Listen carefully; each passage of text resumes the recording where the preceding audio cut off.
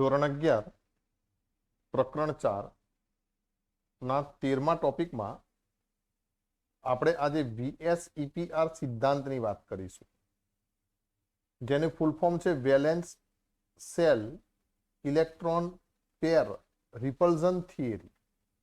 Valence cell electron pair repulsion theory મતલબ સંયોજકતા કોષ એટલે કે સંયોજકતા કક્ષામાં જે ઇલેક્ટ્રોન યુગ્મ આવેલો છે એ ઇલેક્ટ્રોન યુગ્મના અપાકર્ષણનો સિદ્ધાંત. આમ જો રાસાયણિક બંધનના ઇતિહાસની વાત કરીએ તો સૌથી પહેલા આપણે જોયો મિત્રો કોસેલ લુઈસ અભિગમ. કોસેલ અને લુઈસનો અભિગમ, જેમાં આપણે કેવી રીતે બંધ બને છે એ શીખ્યા. કોસેલે આયનીય બંધની વાત કરી, જ્યારે લુઈસે સહસંયોજક બંધની વાત કરી, જેમાં આપણે તબકા કરી અને લુઈસ બિંદુ નિરૂપણ કરતા અને કેવી રીતે બંધ બને છે એ જોતા. પછી બીજા નંબરમાં આ સિદ્ધાંત આવ્યો VSEPR સિદ્ધાંત.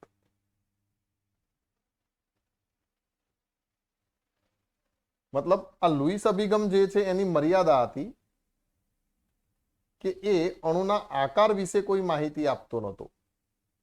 અણુના આકાર વિશે આ લુઈસ અભિગમથી કોઈ માહિતી નથી મળતી. તો કે અણુનો આકાર સમજાવવામાં જે સૌથી અગત્યનો શરૂઆતના સમયમાં જેને ફાળો આપ્યો તો એ છે મિત્રો VSEPR સિદ્ધાંત.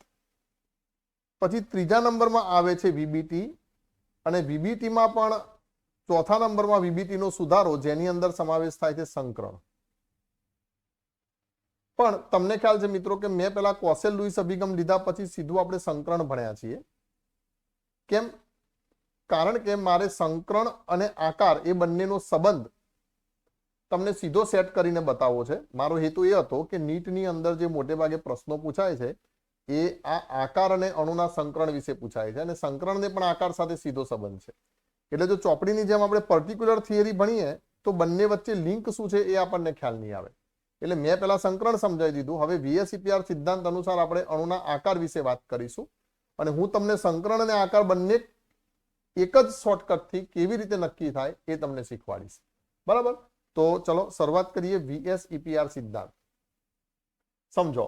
અણુના આકાર વિશે માહિતી આપશે. આ જે સિદ્ધાંત છે કોના વિશે માહિતી આપશે? અણુના આકાર વિશે. અને આ સિદ્ધાંત એમ કે છે કે અણુનો આકાર કોના ઉપર આધાર રાખે છે? તો કે મધ્યસ્થ પરમાણુની આસપાસની સંયોજકતા કોષના ઇલેક્ટ્રોન યુગ્મની સંખ્યા પર આધાર રાખે છે. પહેલી જ વાત આને કહી દીધી કે અણુનો આકાર કોના ઉપર આધાર રાખશે? તો કે જે મધ્યસ્થ પરમાણુની આસપાસની સંયોજકતા કોષના ઇલેક્ટ્રોન યુગ્મ, પછી એ બંધકારક હોય કે અબંધકારક, એમની સંખ્યા પર આધાર રાખે છે. જેમ કે હું તમને એક વાત સમજાવું. તમને કોઈ એમ પૂછે કે ભાઈ NH3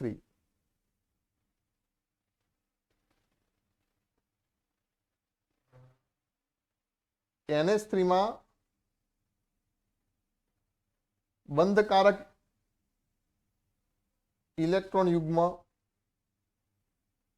પછી અબંધકારક ઇલેક્ટ્રોન યુગ્મ,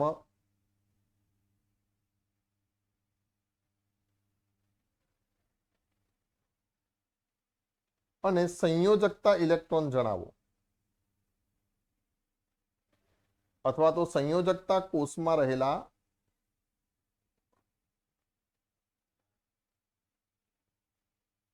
ઇલેક્ટ્રોન જણાવો. તો સમજો NH3 નું જો આપણે સ્ટ્રક્ચર દોરીએ મિત્રો, તો આ નાઇટ્રોજન, એના સંયોજકતા ઇલેક્ટ્રોન કેટલા થાય? તો નાઇટ્રોજનનો પરમાણુ ક્રમાંક 7 છે, એટલે તમે તરત જ કહેશો પહેલી કક્ષામાં 2 અને બીજી કક્ષામાં કેટલા? 5. જૂની પદ્ધતિ તમે જે 10મામાં શીખ્યા એ. પણ નવી પદ્ધતિ પ્રમાણે તો હવે તમને આવર્ત કોષ્ટક ખબર છે, તમે તરત જ કહેશો કે નાઇટ્રોજન કયા સમૂહનું તત્વ છે? 15મા સમૂહનું, એટલે એની સંયોજકતા કક્ષામાં કેટલા ઇલેક્ટ્રોન હોવા જોઈએ? 5. એકમનો આંક પકડી લેવાનો. તો નાઇટ્રોજન જોડે 5 સંયોજકતા ઇલેક્ટ્રોન છે. હવે આ નાઇટ્રોજનના 5 સંયોજકતા ઇલેક્ટ્રોન હું આવી રીતે મૂકું છું: 1 2 3 4 અને 5. એની સામે હાઇડ્રોજન જે છે એની જોડે પોતાનો એક એક ઇલેક્ટ્રોન હશે. તો હાઇડ્રોજન પોતાના એક એક ઇલેક્ટ્રોન સાથે આ એમોનિયા સાથે બંધ બનાવે છે. હવે આજે હું વર્તુળાકાર બતાવીશ એ ઇલેક્ટ્રોનની ભાગીદારીથી, અને નાઇટ્રોજનમાં 2, 2, 4, 2, 6 અને 2, 8 એમ અષ્ટક પૂરું થયું. તો નાઇટ્રોજન જે છે એને શું કહેવાય મિત્રો? મધ્યસ્થ પરમાણુ. સામાન્ય રીતે જેની આ મધ્યસ્થ પરમાણુ જે છે એ ઓમ શબ્દ ઉપરથી તો ખબર પડી જાય કે મધ્યમાં આવેલો છે એ, બરાબર. પણ જનરલી એમાં આ NH3 અપવાદ છે, પણ જનરલી જે વધુ વિદ્યુત ધન પરમાણુ હોય એ મધ્યસ્થ તરીકે લેવાય છે. અહીંયા કને આપણે NH3 એમાં અપવાદ છે કે જે આ બધું વિદ્યુત ઋણ છે અને બાકીના બધા વિદ્યુત ધન છે, તો આ મધ્યસ્થ પરમાણુ બનશે શું? N બનશે. તો આ છે મધ્યસ્થ પરમાણુ. હવે મધ્યસ્થ પરમાણુ જોડે તમને એમ પૂછે કે બંધકારક ઇલેક્ટ્રોન યુગ્મ કેટલા? તો જો બંધ બનાવવામાં કેટલા ભાગ લે છે? તો 2, 2, 4 અને 2, 6 ઇલેક્ટ્રોન બંધ બનાવવામાં ભાગ લે છે. હાઇડ્રોજન નાઇટ્રોજન હાઇડ્રોજન નાઇટ્રોજન, બરાબર. તો ઇલેક્ટ્રોન યુગ્મ કેટલા થયા? તો 1, 2 અને 3 ઇલેક્ટ્રોન થયા. તો બંધકારક ઇલેક્ટ્રોન NH3 માં કેટલા? તો 3. એ જ રીતે આ જુઓ, આ નાઇટ્રોજનના 2 ઇલેક્ટ્રોન જે છે જે ક્યાંય પણ બંધ બનાવવામાં ભાગ લેતા નથી, તો એના અબંધકારક ઇલેક્ટ્રોન યુગ્મ કેટલા થયા? 1, બરાબર. એ રીતે તમને કોઈ એમ પૂછે કે H2O માં તો નંબર 1 સંયોજકતા ઇલેક્ટ્રોન કેટલા? તો તમે તરત જ કહેશો સમૂહ 16 નું તત્વ એટલે સંયોજકતા ઇલેક્ટ્રોન કેટલા છે? 6. મધ્યસ્થ પરમાણુ O છે, તો આ O પછી આ બાજુ હું મૂકું છું એક H અને બીજો એક H મૂકી દઉં છું. હવે ઓક્સિજનની બાહ્યતમ કક્ષામાં કેટલા ઇલેક્ટ્રોન? 6. એટલે જોજો આ 1, 2, 3, 4, 5 અને આ 6. અને જે હાઇડ્રોજન જે છે એની બાહ્યતમ કક્ષામાં એક એક ઇલેક્ટ્રોન છે.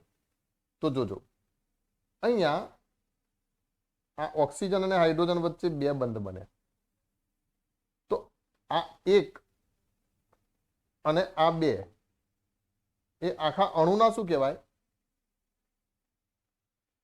બંધકારક ઇલેક્ટ્રોન યુગ્મ કહેવાય.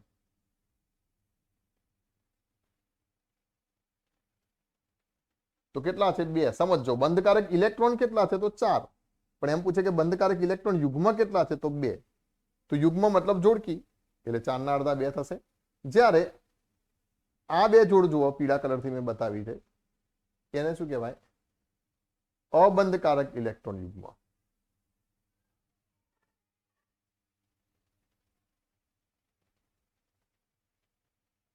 એ પણ ઓક્સિજનમાં કેટલા થઈ ગયા? 2. બીજું બંધકારક ઇલેક્ટ્રોન યુગ્મને આપણે ટૂંકમાં મિત્રો LP તરીકે ઓળખશું, અરે સોરી બોન્ડ પેર BP તરીકે ઓળખશું.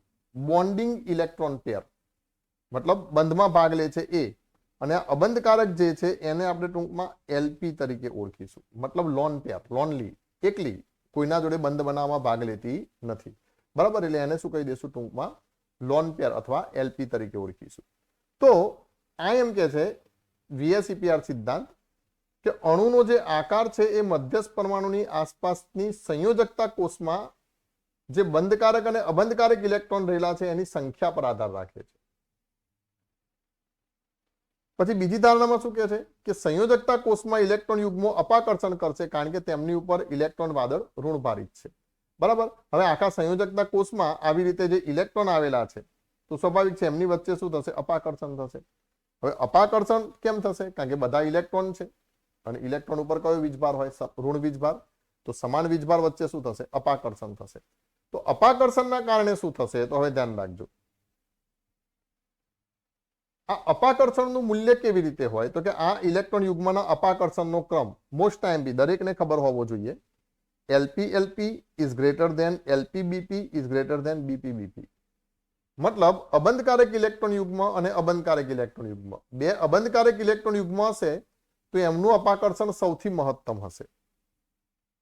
એક અબંધકારક અને એક બંધકારક ઇલેક્ટ્રોન યુગ્મ હશે તો એમનું અપાકર્ષણ પેલા કરતા થોડુંક ઓછું હશે.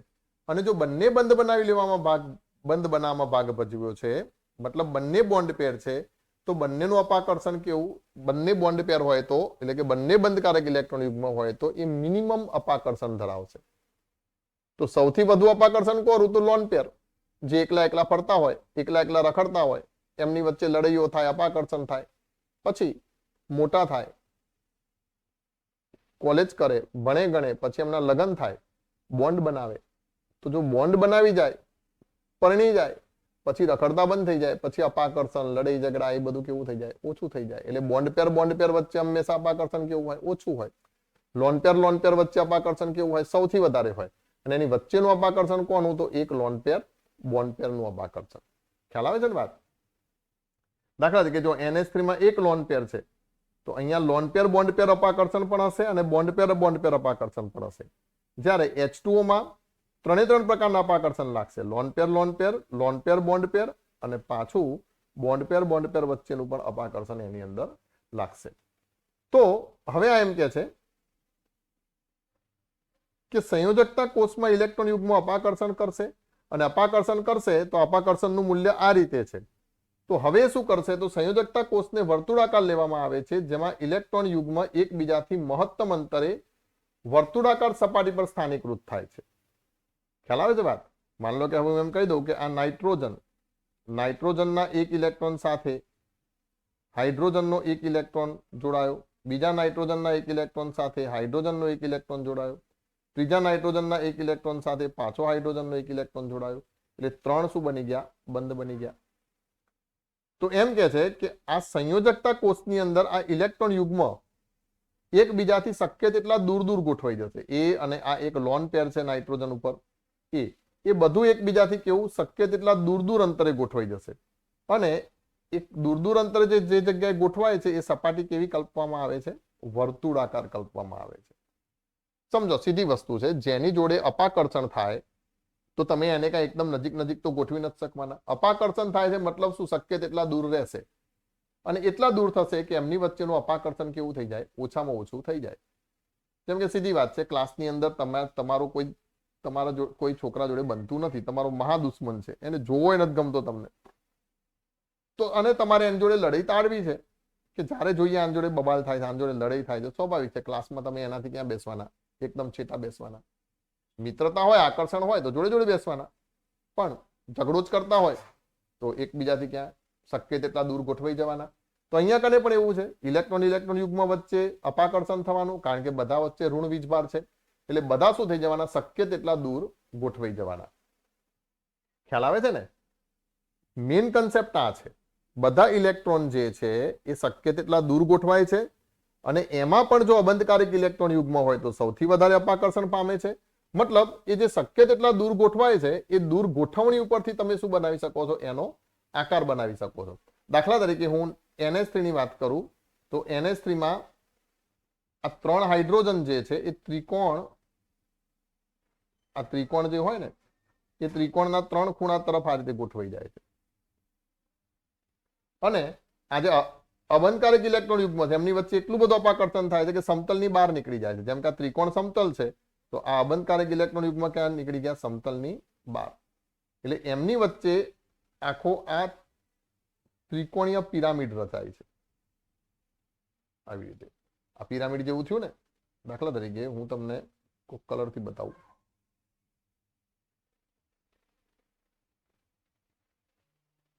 એક સપાટીથી પછી એ જ રીતે આ જો એની બીજી સપાટી, તો આખું અવકાશમાં થયું ને.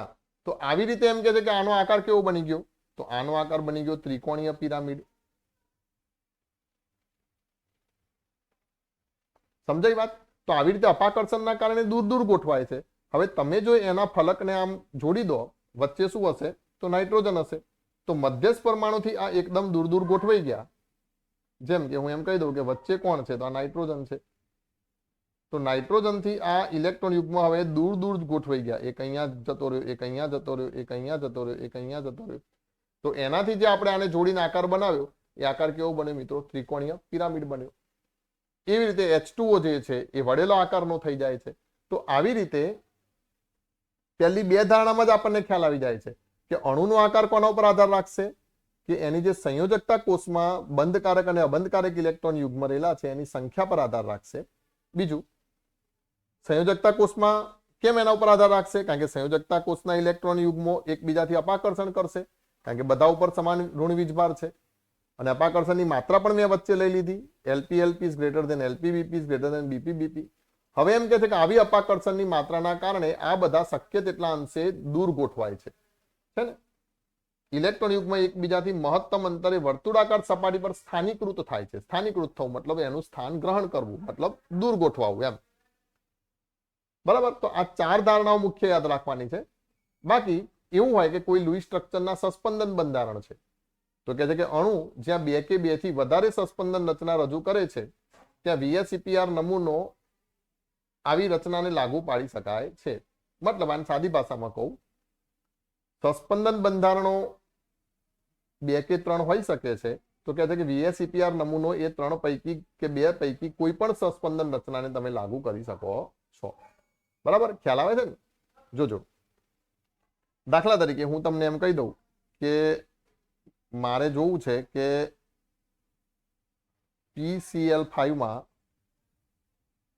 કેવો આકાર સેટ થશે PCl5 માં. તો આપણે જોઈએ કે જનરલી ફોસ્ફરસ જે છે એની બાહ્યતમ કક્ષામાં કેટલા ઇલેક્ટ્રોન છે? 5. એટલે અમે મૂક્યા 1 2 3 આ 4 અને 5. લુઈસમાં તો આપણે એવી રીતે બતાવી દઈએ. પછી ક્લોરીન છે, 5 ક્લોરીન મૂકી દઉં એની આજુબાજુ, 1 2 3 4 અને આ 5.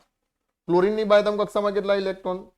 તો તમે કહેશો 7. તો 2 ને 2 4 ને 2 6 અને જોજો 1 7. એ જ રીતે આ 2 ને 2 4 2 6 અને આ 7. એ જ રીતે 2 2 ને 2 4 2 6 ને 1 7. 2 2 ને 2 4 2 6 અને 1 7. એ જ રીતે આ 2 ને 2 4 2 6 અને આ 1 7. તો જો અહીંયા કને 5 બંધ બન્યા. ઘણી બતાવું, 2 ઇલેક્ટ્રોન એટલે 1 બંધ. બરાબર, આ 1 2 3 4 અને 5. તો તમને કોઈ એમ પૂછે કે PCl5 માં મધ્યસ્થ પરમાણુ કોણ છે? તો P. હવે મધ્યસ્થ પરમાણુ P ઉપર કેટલી બોન્ડ પેર છે? તો તમે શું કહેશો? 5 બોન્ડ પેર છે, કારણ કે 1 2 3 4 5 બંધ બન્યા ને. કેટલી લોન પેર છે P ઉપર? તો એક પણ લોન પેર નથી, 0, કારણ કે બધાએ શું કર્યું? બંધ બનાવવામાં ભાગ લીધા. તો કયા પ્રકારનું અપાકર્ષણ લાગશે? તો તમે તરત જ કહેશો બોન્ડ પેર પ્રકારનું અપાકર્ષણ લાગશે. તો હવે આ થઈ લુઈસ સ્ટ્રક્ચરની વાત, પણ એમ કહે છે કે હવે બોન્ડ પેર અપાકર્ષણના કારણે આ PCl5 માં જે 3 Cl જે છે, કોઈ પણ 3 Cl એ આમ ત્રિકોણની જેમ ગોઠવાઈ જાય છે.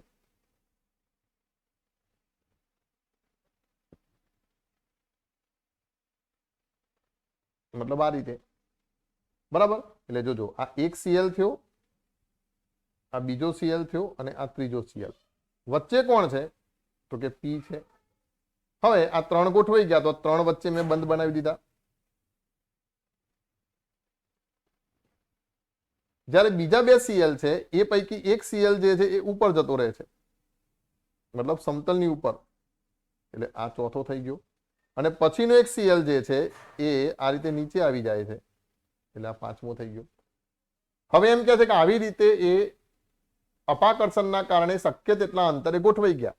તો કે હવે તમે એના બિંદુને જોડો તો તમને કોઈક ચોક્કસ આકાર મળશે.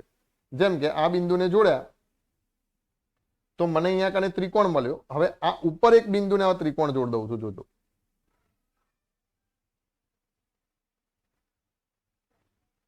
તો જો આ એક પિરામિડ થયો, ખ્યાલ આવે છે ને? જેમ કે આ એક સમતલ થયું એનું, બરાબર. પછી આ બીજું થયું, તો આ એક પિરામિડ થયો. અને એ જ રીતે હવે હું એને નીચેની તરફ પણ જોડ દઉં.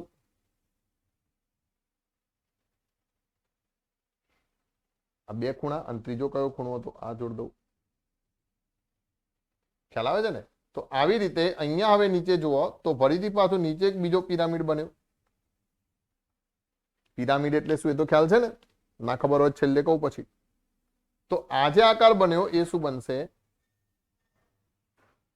ત્રિકોણીય દ્વિપિરામિડ આકાર બને.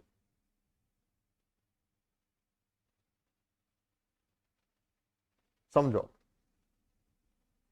पहला पिरामिड कोने कहेवाय आ बे शब्द समझो पिरामिड अने बीजो शब्द छे प्रिज्म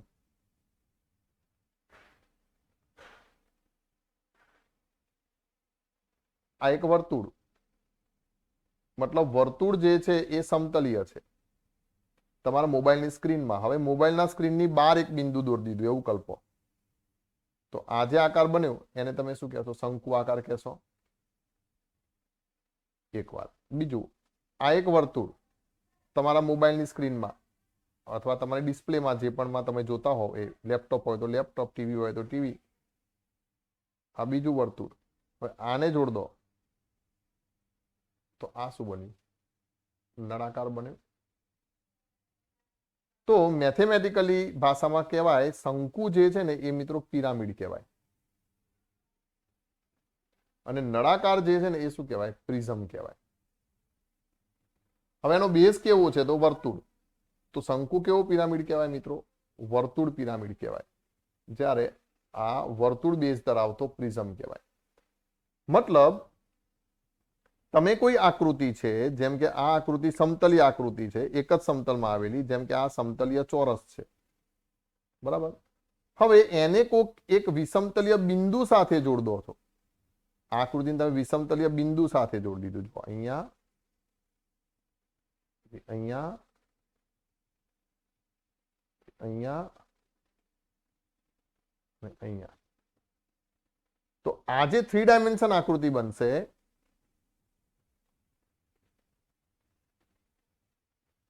बराबर आ एक पछी ए ज रीते आ बीजो फलक आ तीजो फलक तो आजे 3 डायमेंशन आकृति बनी एनो बेज केवो छे चौरस छे तो आ बन्यो मित्रों चौरस पिरामिड अथवा समचौरस पिरामिड पण हवे जो तमे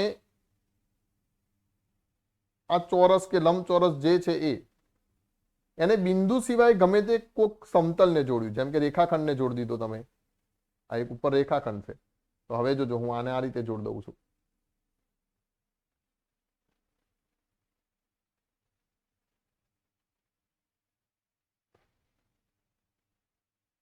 तो आ शुं बन्युं कहेवाय प्रिज्म बन्युं कहेवाय खबर पड़ी मतलब कोई पण बेज जे छे कोई पण बेज थी मारो मतलब छे समतलीय आकृतिने तमे बिंदुथी जोड़ो तो पिरामिड અને આવા સમતલથી જોડો કે રેખાખંડથી જોડો તેને શું કહેવાય પ્રિઝમ જેમ કે આ બને ચોરસ પિરામિડ પછી માન લો કે આ ત્રિકોણ છે હવે ત્રિકોણને હું આ એક બિંદુથી જોડ દઉં છું વિષમતલીય બિંદુથી સમજવાનું એ જે બિંદુ છે એ સમતલમાં ના હોવું જોઈએ તો આ શું બન્યું ત્રિકોણીય પિરામિડ ખ્યાલ આવે છે ને વાત તો આવી રીતે આ જે છે એનો આકાર કેવો બને છે ત્રિકોણીય ઉપર પિરામિડ ને નીચે પિરામિડ એટલે કેવો બને છે ત્રિકોણીય દ્વિપિરામિડ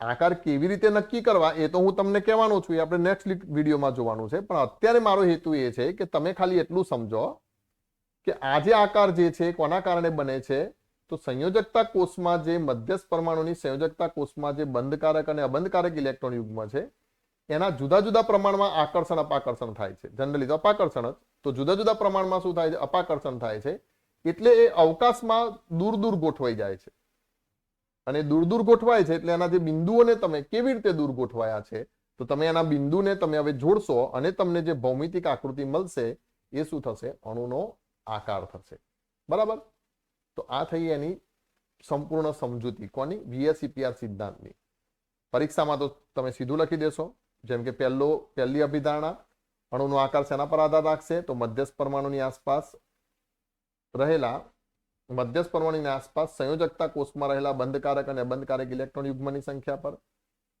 સંયોજકતા કોષમાં રહેલા ઇલેક્ટ્રોન એમના ઋણ વિદ્યુત ભારિત વાદળને કારણે એકબીજાને અપાકર્ષશે અપાકર્ષણનું મૂલ્ય LP LP is greater than LP BP BP is greater than BP BP બરાબર આવી રીતે અપાકર્ષણ પામી અને એ વર્તુળાકાર પથ પર શું કરશે એકબીજાથી મહત્તમ અંતરે વર્તુળાકાર સપાટી પર સ્થાનીકૃત થશે અને છેલ્લે કે જો અણુના લुईस સ્ટ્રક્ચર એકથી વધારે હોય મતલબ કે જો એકથી વધુ સસ્પેન્શન બંધારણ હોય તો VSEPR નમૂનો કોઈ પણ એક સસ્પેન્શન બંધારણ ઉપર તમે લાગુ કરી શકો છો બરાબર તો આ થઈ VSEPR સિદ્ધાંતની અભિધારણાઓ